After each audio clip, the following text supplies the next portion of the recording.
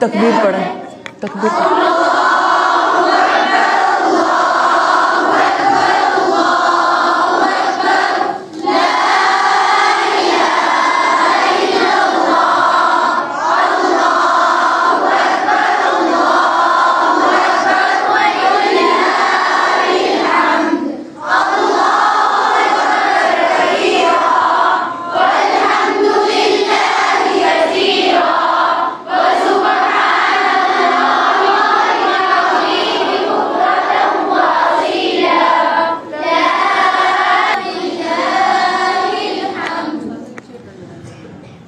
السلام علیکم ورحمۃ اللہ وبرکاتہ۔ کیا حال ہے آپ سب لوگوں کے؟ الحمدللہ رب العالمین۔ اللہ تعالیٰ آپ کو اپنی رحمتوں برکتوں میں، اپنی عافیت میں رکھے۔ الحمدللہ آج ذو الحجہ کی پہلی تاریخ ہے۔ اللہ تعالیٰ کا بہت شکر ہے جس نے اپنے گھر کے دروازے اس زمین پہ بسنے والے لوگوں کے لیے کھول دیے۔ الحمدللہ رب العالمین۔ نحمدہ ونصلی علی رسولہ الکریم، اما بعد فاعوذ باللہ من الشیطان الرجیم، بسم اللہ الرحمن الرحیم۔ رب اشرح لی صدری ویسر لی امری واحلل عقدۃ من لسانی یفقہوا قولی۔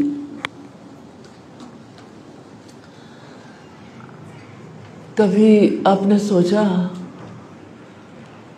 وہ کیسا وقت ہوگا جب اللہ تعالیٰ نے محبت کو تخلیق کیا ہوگا؟ انسانوں کو بھی اس نے تخلیق کیا، کائنات کو بھی، کائنات میں بسنے والی ساری مخلوقات کو، لیکن جو چیز انسان کو سب سے زیادہ حیران کر دیتی ہے نا، وہ کیفیات ہیں، جذبے ہیں۔ مثال کے طور پر آپ دیکھیں کہ اللہ تعالیٰ نے انسانوں کو، مخلوقات کو ایسا بنایا ہے، بھوک لگتی ہے، آپ کو بھوک لگتی ہے نا، یہ اللہ تعالیٰ کا ڈیزائن ہے۔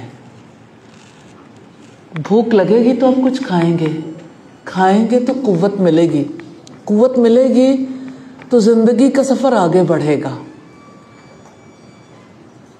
جیسے انسان کی ضروریات ہیں نا، ایسے ہی انسان کی خواہشات ہیں، اس کے جذبات ہیں۔ اب دیکھیں کہ وہ کیسا وقت ہوگا جب اللہ تعالیٰ نے خوشی کو تخلیق کیا ہوگا۔ آپ خوشی کی شکل و صورت نہیں بتا سکتے، خوشی کے بارے میں آپ کے ذہن میں نہیں آئے گا کہ خوشی کیسی ہوتی ہے، لیکن ہر کوئی خوش ہوتا ہے۔ اپنی کیفیت کے اعتبار سے آپ بتا سکتے ہیں کہ جب ہم خوش ہوتے ہیں تو ہم کیا فیل کرتے ہیں۔ ایسے ہی جب غم تخلیق ہوا ہوگا، جب نفرت تخلیق ہوئی ہوگی، جب اللہ تعالیٰ نے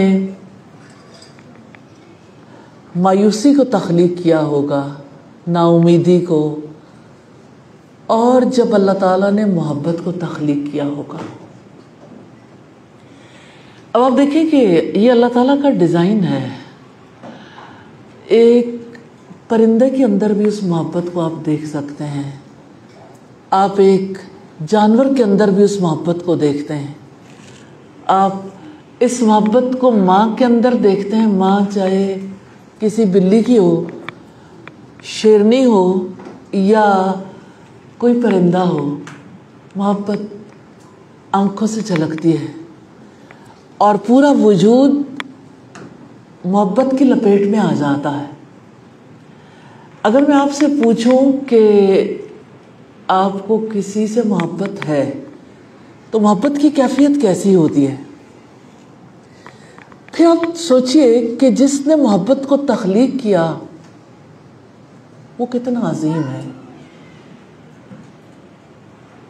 ہر انسان محبت چاہتا ہے، محبت کرتا بھی ہے اور یہ بھی چاہتا ہے کہ اس سے محبت کی جائے۔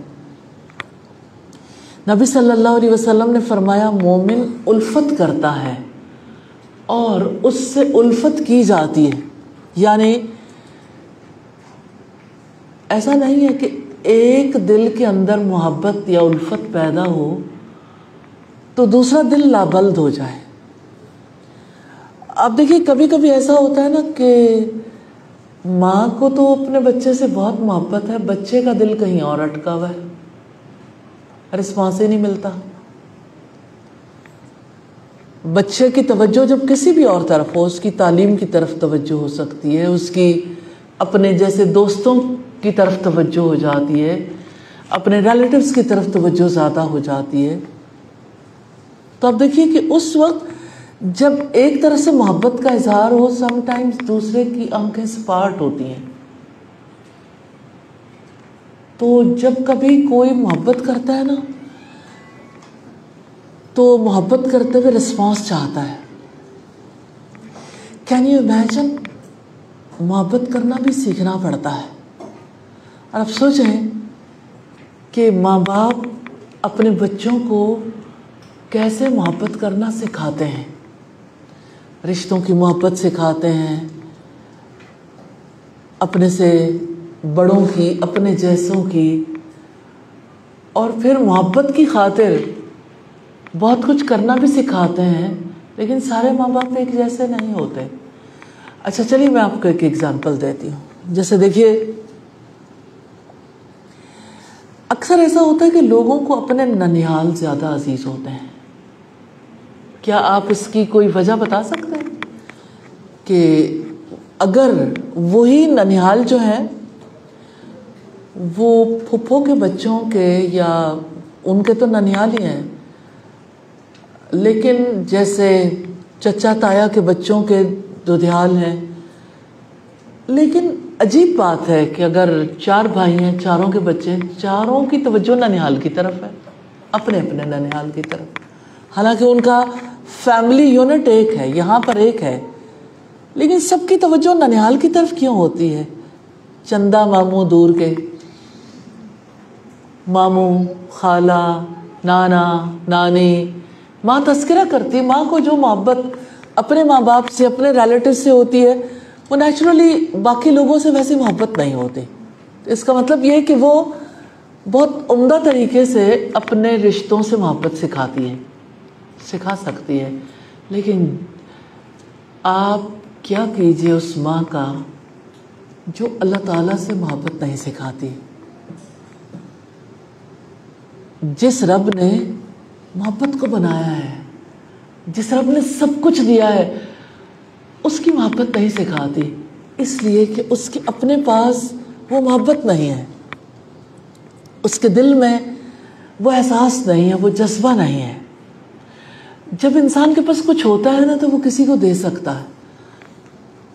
جس کے پاس مال نہیں ہے وہ مال کا صدقہ کیا کرے گا؟ وہ کسی کے ہاتھ میں موجود مال کے بارے میں کیسے طے کر سکتا ہے کہ میں اس کو صدقہ کرتا ہوں جو آپ کے ہاتھ میں ہے؟ ایسا تو نہیں ہوتا نا. آپ کے پاس اگر آپ اپنی ضرورت کی کوئی چیز خریدنا چاہتے ہیں، آپ اپنے کوئی ایسی چیز جس کی آپ کو خواہش ہے خریدنا چاہتے ہیں، تو آپ وہی چیز خرید سکتے ہیں جس کی آپ کی جیب اجازت دیتی ہے. ایسا کیسے ہو سکتا ہے کہ ایک انسان خود خریدنا چاہے لیکن وہ یہ توقع رکھے کہ جو اماؤنٹ فلاں کے پاس موجود ہے اس سے میری ضرورت کی چیزیں خریدی جائیں؟ چور، ڈاکو، اچکے تو ایسا سوچ سکتے ہیں، لیکن سچے مسلمان تو ایسا نہیں سوچ سکتے. تو جب اپنے دل میں محبت نہیں ہوتی نا تو محبت بھی کسی کو دی نہیں جا سکتی. جیسے ہو سکتا ہے کسی کے دل میں اپنی بہن کی تو بہت محبت ہو لیکن شوہر کی بہن کی محبت دل میں نہ ہو، تو بچوں کے دل میں پھوپھی کی محبت کیسے بوئے گی؟ وہ عورت جو بچوں کی پھوپھی سے، اپنی نند سے خود محبت نہیں کرتی. یہ بڑا نیچرل ہے اور ہمارے یہاں یہ سب کچھ فیس کیا جاتا ہے. ایوری ون، آلموسٹ ہر ایک جانتا ہے ان تجربات سے کسی نہ کسی حوالے سے گزرتا.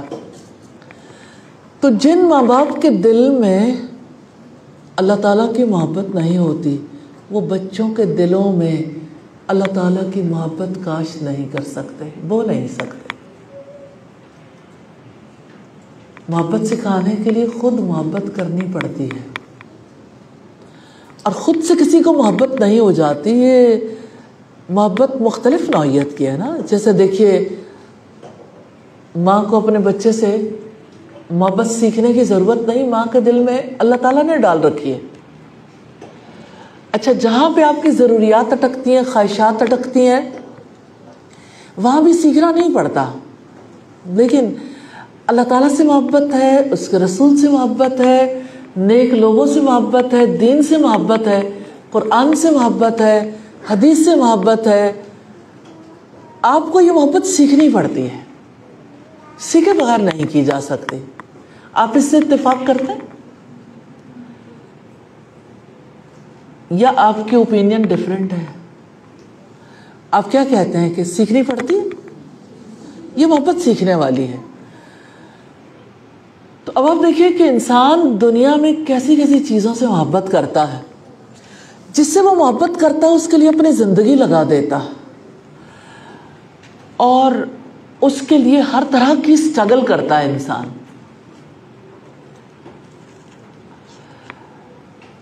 ہر طرح کی کوشش کرتا ہے. کیا ایسا ہو سکتا ہے کہ کچھ میرا ساتھ دے دے؟ آپ ٹیم میں سے کچھ لوگ موجود ہیں. رائٹ سائڈ پہ مجھے تھوڑا مشکل محسوس ہو رہی ہے. جی، میرے رائٹ سائڈ پہ بہت شور ہے. جی،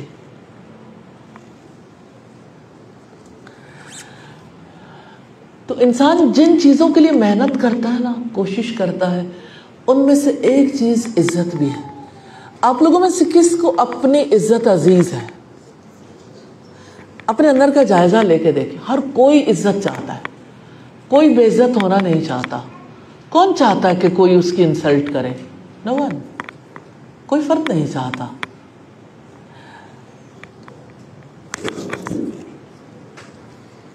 انفرادی طور پر ہر کوئی عزت چاہتا ہے.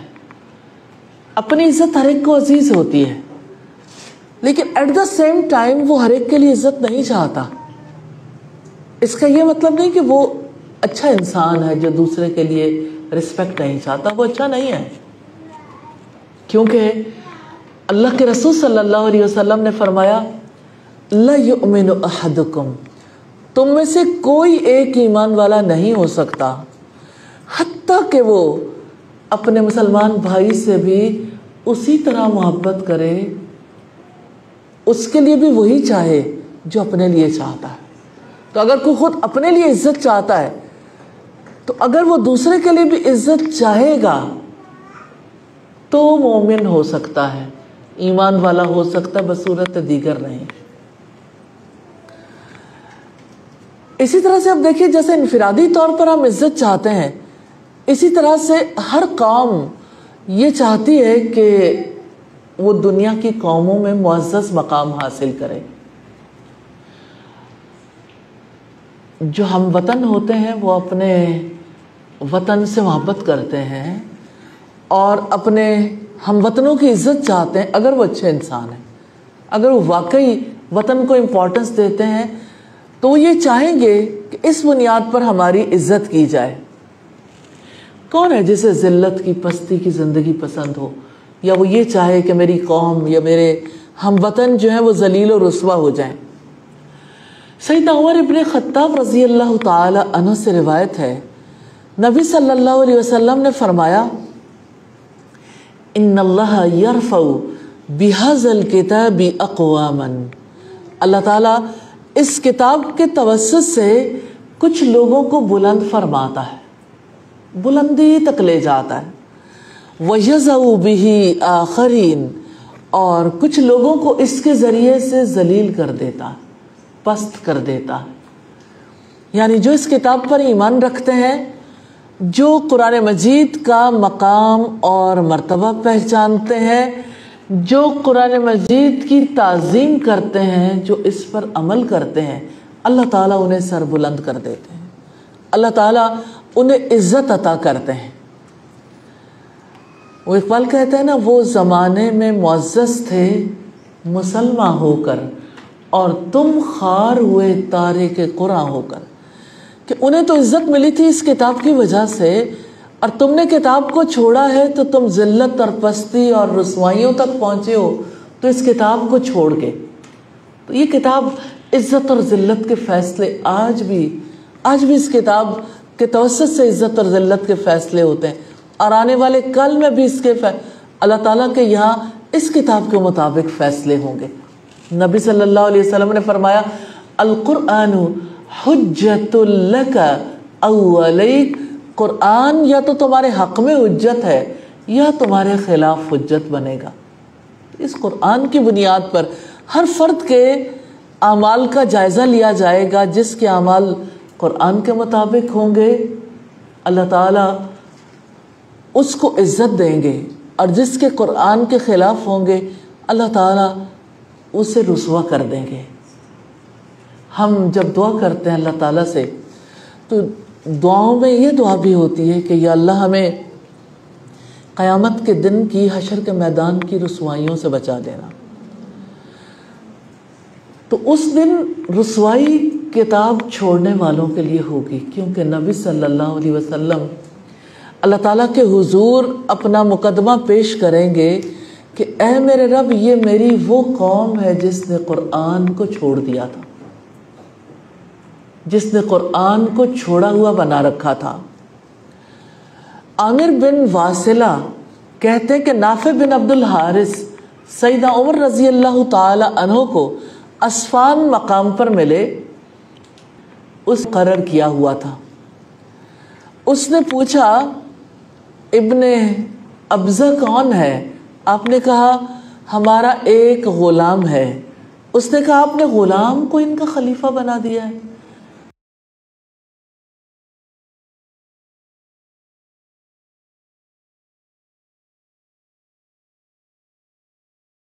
یعنی ایک شخص جس کے پاس آزادی نہیں ہے، وہ اپنے مالک کے ماتحت ہے، اس کی زندگی اس کے قبضے میں ہے، یعنی زندگی کا مالک تو نہیں ہے لیکن زندگی سے متعلقہ جتنے امور ہیں، مثال کے طور پر اس کا مال ہے، اس کی اولاد ہے، وہ سب مالک کے ہوں گے۔ تو آپ نے ایک مالک کو نہیں، ایک غلام کو ان کا یعنی امام بنا رکھا ہے، ان کا خلیفہ بنا رکھا ہے۔ تو انہوں نے جواب دیا وہ قرآن مجید کا قاری ہے، قرآن پڑھتا ہے اور فرائض کو جاننے والا ہے۔ تو عزت کس کی تھی دنیا میں بھی؟ جو فرائض کو یعنی وراثت کے علم کو جاننے والا ہے۔ آگاہ ہو جاؤ، تمہارے نبی محمد صلی اللہ علیہ وسلم نے فرمایا اللہ تعالیٰ اس کتاب کے ذریعے کچھ لوگوں کو بلند کر دیتے ہیں، کچھ قوموں کو بلند کر دیتے ہیں اور کچھ کو پست کر دیتے ہیں۔ سلسلہ احادیث صحیحہ کی روایت ہے 2902 نمبر پر۔ تو دنیا اور آخرت میں محمد صلی اللہ علیہ وسلم کا فیصلہ ہے۔ ان کی زبان سے ہمیں پتہ چلا کہ لوگوں کی عزت اور ذلت کے فیصلے اس کتاب کے مطابق ہوتے ہیں۔ کیا آپ کے دل کو یقین ہے کہ کتاب کی وجہ سے اللہ تعالیٰ کسی کو عزت دیتے ہیں اور کتاب کی وجہ سے اللہ تعالیٰ کسی کو پست کر دیتے ہیں؟ ہماری سوسائٹی میں اگرچہ قرآن مجید کے ساتھ وہ تعلق نہیں، لیکن اللہ تعالیٰ ایسے معجزے دکھاتے رہتے ہیں، اور لوگوں کو خود اپنے دلوں پر اختیار تھوڑی ہوتا ہے۔ اللہ تعالیٰ جس کی عزت کروانا چاہتا ہے اس کے لیے پولیس کی ضرورت نہیں، اس کے لیے کسی عدالت کی ضرورت نہیں ہے، اس کے لیے کوئی لا منسٹری کام نہیں کرے گی۔ اللہ تعالیٰ جب کسی کی عزت کروانا چاہتے ہیں تو لوگوں کے دلوں کے اندر اس کی عزت اور محبت رکھ دیتے ہیں۔ تو وہ لوگ جنہوں نے اللہ کی کتاب قرآن مجید کو تھام لیا، اس کتاب کی وجہ سے انہوں نے عزت پائی، اور جنہوں نے چھوڑ دیا وہ زمانے میں رسوا ہو کر رہ گئے۔ یہی کتاب ہے جس نے عرب کے بدوؤں کو دنیا کی امامت تک پہنچا دیا۔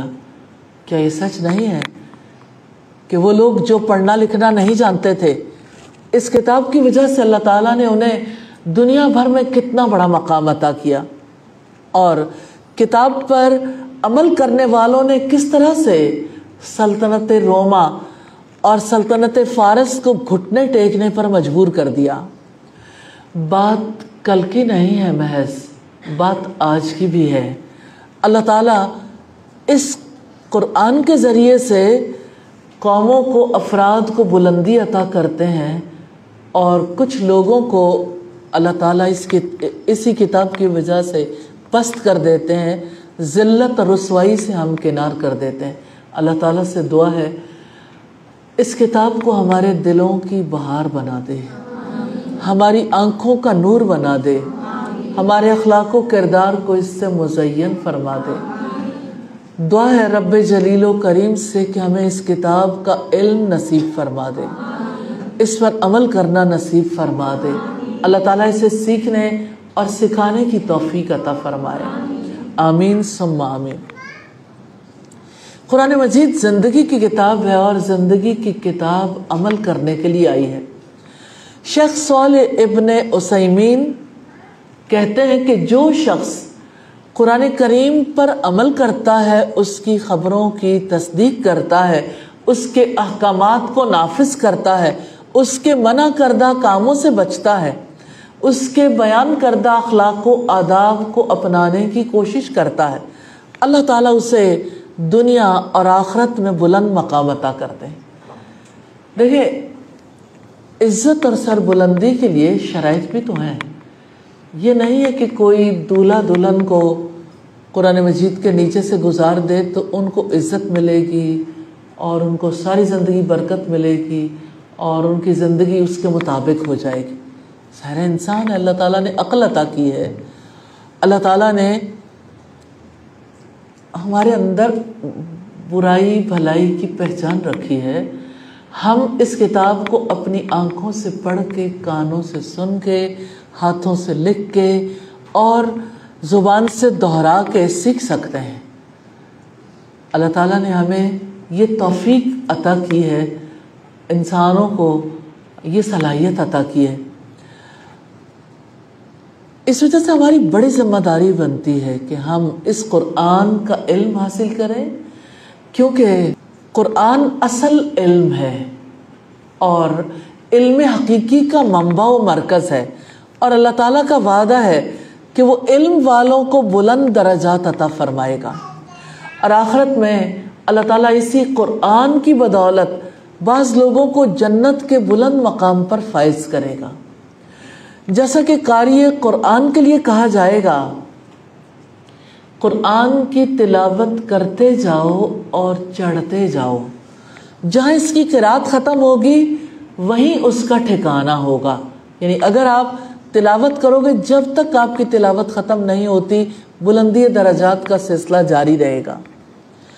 تو اللہ تعالیٰ اس قرآن کے ذریعے سے کچھ لوگوں کو پست کر دیتے ہیں جو اسے عمدہ طریقے سے پڑھتے تو ہیں لیکن پھر تکبر کرتے ہیں۔ جیسے آپ یہ دیکھیے کہ جتنے لوگ خوش آواز ہوتے ہیں وہ اس فتنے میں جلدی مبتلا ہو جاتے ہیں، کیونکہ صوتی حسن لوگوں کو متاثر کرتا ہے، اور جب لوگ متاثر ہوتے ہیں، اچھا سمجھتے ہیں، تو لوگ اپریشیٹ بھی کرتے ہیں، تو ایسا فرد تکبر میں مبتلا ہو جاتا ہے۔ اس کا یہ مطلب نہیں کہ سارے لوگ ایسے ہوتے ہیں، بہت سے اللہ والے ایسے ہیں جنہیں ان چیزوں سے، یعنی جو اس طرح کے معاملات سے دور بھاگتے ہیں۔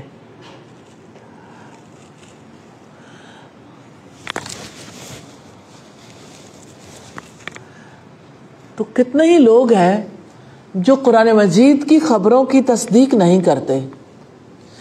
کیا آپ ایسے لوگوں میں شامل ہیں جو قرآن مجید کی ساری خبروں کی تصدیق کرتے ہیں کہ جو خبر اللہ پاک نے دے دی وہ حق ہے؟ مثال کے طور پر دابۃ الارض، زمین سے ایک جانور نکلے گا اور باتیں کرے گا۔ وہ جانور کیسا ہوگا، کیسے باتیں کرے گا، ہم نہیں جانتے، لیکن ہم یہ جانتے ہیں یہ اللہ تعالیٰ کی کتاب ہے، اور جو اللہ تعالیٰ نے فرمایا وہ حق ہے، اس لیے اگر اس نے کہا ہے تو ایسا ہوگا۔ اب دیکھیے، کل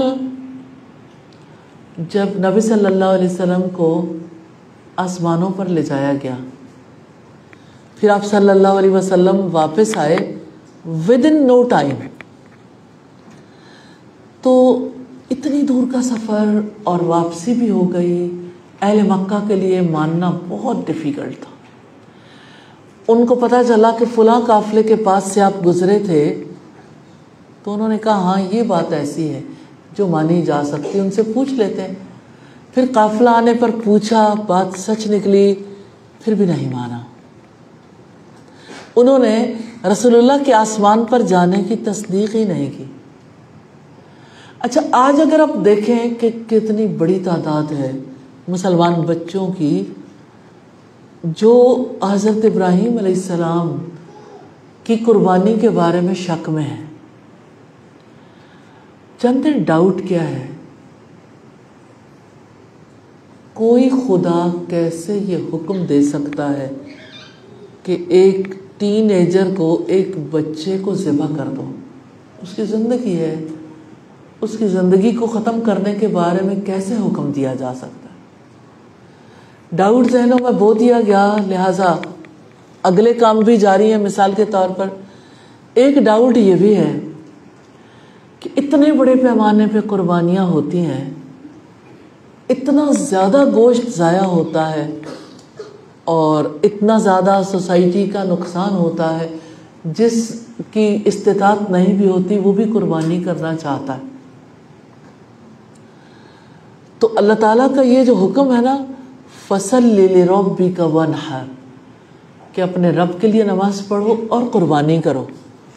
تو یہ جو قربانی کرنے کا حکم ہے، اس کے بارے میں کتنے ہی ڈاؤٹس ہوں گے اگر آپ جائزہ لیں گے آپ کے اپنے اندر. کیا سب گھر والوں کی طرف سے قربانی ہوتی ہے یا ہر ایک نے الگ الگ کرنی ہوتی ہے؟ کسی کے پاس 7.5 تولے سونا ہوگا تو وہ قربانی کرے گا، یا یعنی وہ جب چاہے قربانی کر سکتا ہے. اور یہ کہ قربانی کیا یعنی نماز عید سے پہلے ہو جائے گی یا عید کی نماز کے بعد؟ اور اس کے علاوہ یہ ہے کہ قربانی جو ہے، قربانی کرنے کی بجائے غریبوں کی مدد کر دی جائے، تو کیا یہ زیادہ بہتر نہیں ہے؟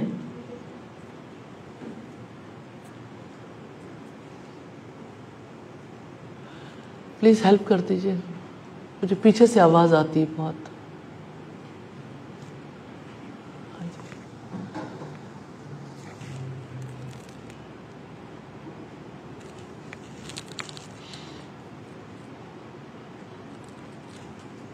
تو کیا ایسا ہو سکتا ہے کہ آپ بچوں کو الگ کر کے باہر بھیج دیں؟ یہ جو بچے بیٹھے ہیں ابھی،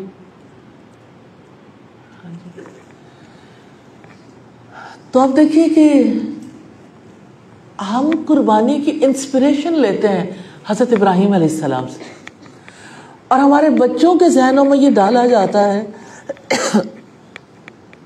ظالم باپ بچے کو قربان کرے تو ساری دنیا قربانیاں کرتی، نعوذ باللہ. تو آپ یہ دیکھیے کہ قربانی کرنے کا جو عمل ہے اس کے بارے میں جب یہ آئے کہ غریبوں کی مدد کر دیتے تو زیادہ اچھا تھا. اچھا جب کبھی آپ سوسائٹی کے ایکسپینڈیچر کو دیکھیں گے، ایکسپینسز کو، سوسائٹی کہاں کہاں مال خرچ کرتی. ایک شادی پہ ہونے والے اخراجات کروڑوں میں بھی ہوں، کوئی اس پہ حرف نہیں اٹھائے گا کہ یہ پیسہ غریبوں کو مل جاتا. جب شادی ہالوں کی انڈسٹری اتنے بڑے پیمانے پہ گرو کر گئی، 1 پلیٹ چاول اور 1 سالن کی کاسٹ اگر 2000-2500 پہ پہنچ جائے، جو کہ ایکچولی نہیں ہوتی، تو سب لوگ پھر بھی شادی ہال میں کھانا کھلاتے ہیں. کیا سادگی کے ساتھ اگر شادی کر لی جائے تو غرباء کی مدد نہیں ہو سکتی؟ میں یہ بات اس لیے سامنے رکھ رہی ہوں کہ اللہ تعالیٰ کی دی ہوئی خبروں اور احکامات پر یقین ہر ایک کو نہیں ہوتا. جو یقین رکھتے ہیں وہ اس بات پر خوش بھی نہیں ہوتے کہ شکر اللہ تعالیٰ نے مجھے ڈاؤٹ سے بچا رکھا کہ میرے دل کے اندر کوئی شک نہیں ہے. اور جس کے دل کے اندر شک نہیں ہے اس کے پاس بھی دلیل نہیں ہے. تو دلائل کتنے زیادہ ضروری ہیں اس بارے میں. یہ تو ضمناً بات تھی، اور کہنا یہ چاہتی ہوں کہ جب کبھی اللہ تعالیٰ کی دی ہوئی خبر کی کوئی تصدیق نہیں کرتا، اللہ تعالیٰ کے احکامات کو نہیں مانتا، تو عمل کیسے کرے گا؟ عمل کرنا ممکن ہی نہیں رہتا. اس وجہ سے نالج ہونا بہت ضروری ہے کہ یہ اللہ کا حکم ہے، اس حکم کی کیا حکمت ہے، اس پر عمل کرنے والے کے لیے کیا خوشخبری ہے، چھوڑنے والے کے لیے اللہ تعالیٰ کی جانب سے کیا وعید سنائی گئی. جب انسان پورے طریقے سے اسے سمجھ لیتا ہے تب کہیں جا کے وہ عمل کے لیے ریڈی ہوتا، عمل کرنا اس کے لیے ممکن ہو جاتا ہے. تو جب اللہ تعالیٰ کی جانب سے پچھلے انبیاء کی خبریں دی جاتی ہیں، ان کے احوال بیان کیے جاتے ہیں، تو جن کے دلوں میں شک ہوتا ہے وہ اس بات پر بلیو نہیں کرتے، شک و شبے کی روش اختیار کرتے ہیں. قرآن مجید پر عمل کرنے میں صحابہ کرام سے آگے کوئی نہیں بڑھا. جس خلوص سے صحابہ کرام نے عمل کیا اس کی کوئی دوسری مثال نہیں ملتی. سیدنا ابو عبد الرحمن فرما میں نبی صلی اللہ علیہ وسلم کے صحابہ میں سے ایک صحابی قرآن پڑھایا کرتے تھے. وہ فرمایا کرتے تھے کہ ہم یعنی صحابہ نبی صلی اللہ علیہ وسلم سے 10 آیات پڑھتے تھے. یعنی پہلے 10 آیات پڑھ لیتے تھے، اگلی 10 آیات اس وقت تک نہیں پڑھتے تھے جب تک کہ اس پر عمل نہ کر لیتے. یعنی پہلی 10 آیات ابزارب ہو گئی، پھر اگلی 10 آیات سیکھتے تھے. تو 10 آیات کے بارے میں علم اور عمل کے اعتبار سے تمام باتیں سیکھتے تھے. اور وہ صحابی رسول کہتے ہیں کہ یوں ہم نے علم اور عمل کو حاصل کیا ہے. تو ہمارے یہاں لوگ لفظ تو سیکھ لیتے ہیں، لفظوں پر عمل کرنا نہیں سیکھتے. جب لفظوں پر عمل کرنا نہیں سیکھتے پھر یعنی گھبراہٹ بھی ہوتی ہے، پریشانی بھی ہوتی ہے، لیکن راستہ نہیں ملتا. تو یاد رکھیے گا، جیسے علم حاصل کرنا ضروری ہے، علم حاصل کرنا پڑتا ہے، ایسے ہی عمل بھی سیکھنا پڑتا ہے. اور عمل سیکھنے سے آتا ہے. وہ بھی کیا لوگ تھے جب قرآن حکیم نازل ہوتا تھا تو وہ قرآن پر عمل کر کے دکھاتے تھے. یعنی ایسا نہیں تھا کہ قرآن مجید نازل ہو، سن لیں، یاد کر لیں، لیکن عمل نہ کریں. وہ قرآن مجید کی ہر آیت کے بارے میں جانتے تھے، عمل کے لیے اتری. اور وہ جب ایمان لاتے تھے تو اس کا مطلب یہ ہوتا تھا کہ اب انہوں نے اس پر عمل کرنا ہے. اللہ تعالیٰ ہمیں بھی ایسے ہی عمل کرنے کی توفیق عطا فرمائے. قرآن مجید کے سب سے پہلے مخاطب صحابہ کرام تھے. جب اللہ تعالیٰ کی طرف سے وحی نازل ہوتی تو وحی تو اسی لیے آتی تھی کہ لوگ اس کو سنیں، سمجھیں، اس پر عمل کریں. وحی نازل ہوتے ہی وہ عمل کرنے کے لیے بےتاب ہو جاتے تھے. ایک ایک آیت پر عمل کرنا ان کا سب سے بڑا مشن تھا، سب سے بڑا کام تھا. جب سورہ النور کی یہ آیت نازل ہوئی، فَإِن لَّمْ تَجِدُوا فِيهَا أَحَدًا فَلَا تَدْخُلُوهَا حَتَّى يُؤْذَنَ لَكُمْ وَإِن قِيلَ لَكُمْ ارْجِعُوا فَارْجِعُوا. پھر اگر تم کسی کو ان گھروں میں نہ پاؤ تو ان میں داخل نہ ہوا کرو حتیٰ کہ آپ کو اجازت دے دی جائے، اور اگر تم سے کہا جائے لوٹ جاؤ تو لوٹ جایا کرو. گھروں میں داخلے کے آداب ہیں. کتنے کم لوگ ہیں جن کو یقین آتا ہے. آپ کسی کے گھر جائیں اور وہ اندر سے کہہ دے کہ ٹھیک ہے آپ آ گئے ہیں لیکن میں آپ سے ملنا نہیں چاہتا، اس کے بعد کیا ہوگا؟ دوبارہ کبھی کوئی آئے گا؟ یعنی شدید بدگمانیوں کا شکار ہو جائے گا آنے والا. لیکن جن کو بیلیف تھا اللہ اور اس کے رسول کی بات پر، وہ کیا کرتے تھے؟ ایک بار نبی صلی اللہ علیہ وسلم آئے، سیدنا سعد بن عبادہ تھے، تو آپ صلی اللہ علیہ وسلم نے ان کا ڈور نوک کیا، دروازہ کھٹکھٹایا، السلام علیکم کہا. انہوں نے آہستہ سے سلام کا جواب دے دیا کہ رسول اللہ کو پتہ نہیں چلا. رسول اللہ بار بار سلام کرتے رہے اور وہ دل میں جواب دیتے رہے کہ جتنی بار رسول اللہ دعا دیں گے اتنا ہی میرے حق میں اچھا ہے. 3 دفعہ دستک کے بعد رسول اللہ چل دیے. وہ بھاگ کے باہر پہنچے کہ میں تو اس لیے زور سے نہیں بول رہا تھا، جواب میں دے رہا تھا کہ کہیں ایسا نہ ہو کہ میرے لیے دعاؤں کا جو سلسلہ آپ نے شروع کیا ہے وہ ختم ہو جائے. اجر پانے کے متمنی کہاں کہاں اس کا خیال رکھتے تھے. تو اب سوچئے کہ انہوں نے آہستگی سے کیوں جواب دیا تھا اور رسول اللہ صلی اللہ علیہ وسلم 3 بار دستک دینے کے بعد لوٹ کیوں گئے تھے. انہوں نے تو اس وجہ سے آہستگی سے جواب دیا تھا کہ اس کی وجہ سے مجھے دعائیں مل رہی ہیں.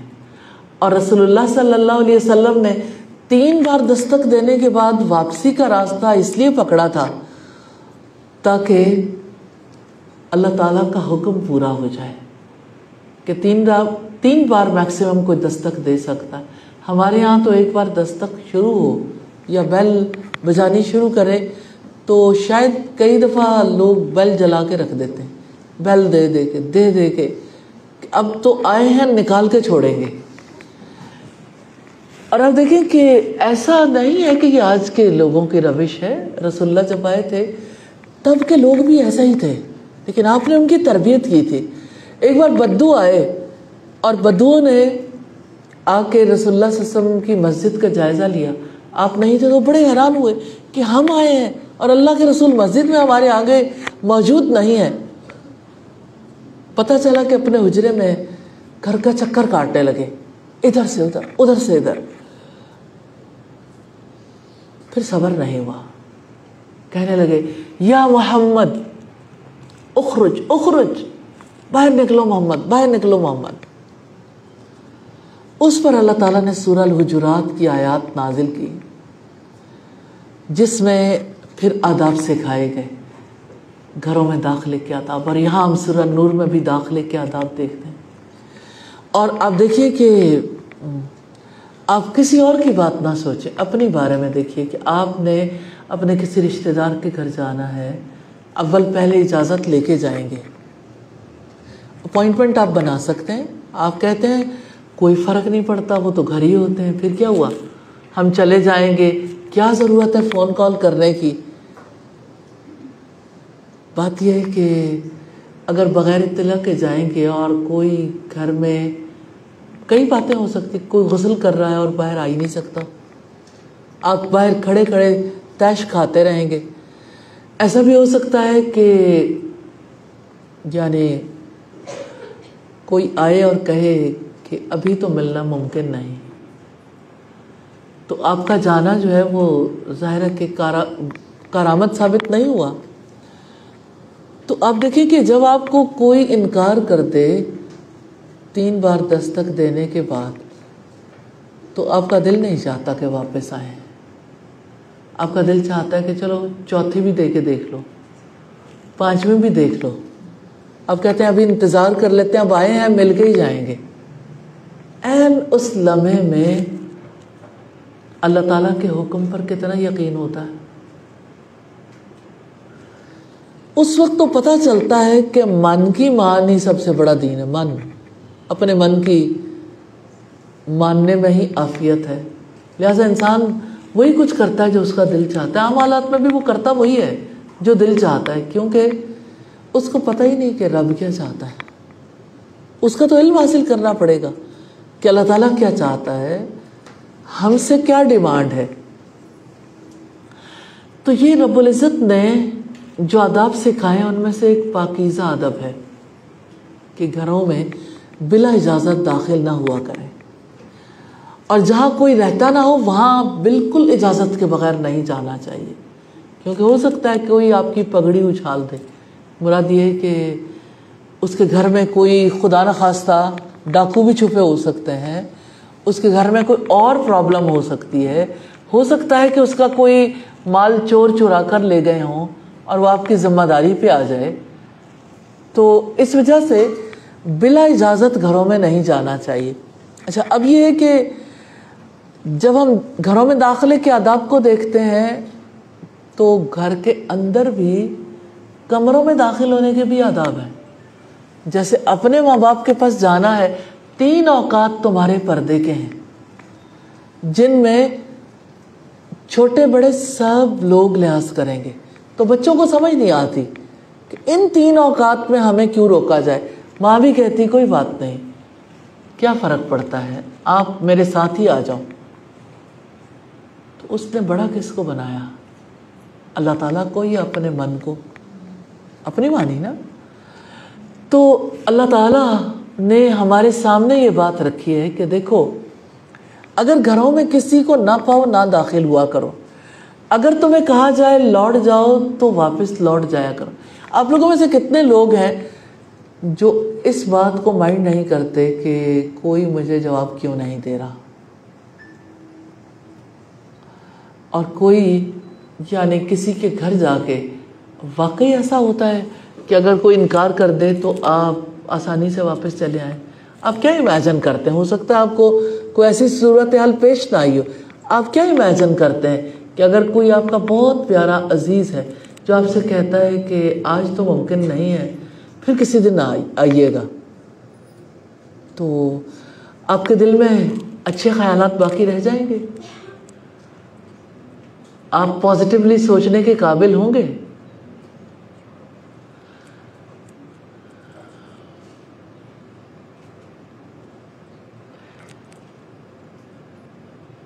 جی وعلیکم السلام.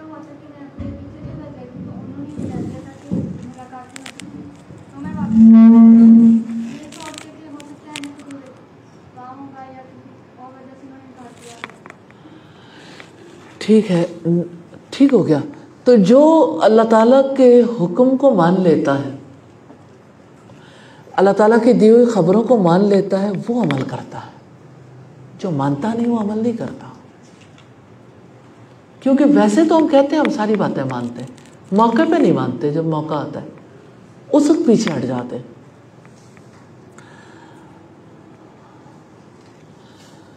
آج اگر ہم دیکھتے ہیں تو حیرت ہوتی ہے، کیا ہی وہ لوگ تھے جو ہر وقت انتظار کرتے تھے آئے تو تیرے ہم عمل کریں، کوئی آئے تو تیرے تو ہم عمل کریں، اللہ کا حکم آ جائے ہم اس پر عمل کریں.